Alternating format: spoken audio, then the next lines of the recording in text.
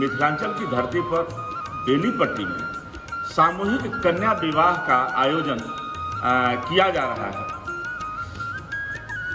जो भी इच्छुक वर और वधू उस फाउंडेशन के तहत सामूहिक विवाह में भाग लेना चाहते हैं तो वह उसमें रजिस्ट्रेशन करा करके और अपना वहाँ पर सामूहिक विवाह में वो हिस्सा ले सकते हैं। और वहाँ वर और वधू को फाउंडेशन की तरफ से अनेक प्रकार के वो गिफ्ट हैं, पुरस्कार हैं, उनको वहाँ पर सहयोग के रूप में फाउंडेशन की तरफ से बहुत से ढेर सारी चीज़ों की व्यवस्था की गई है।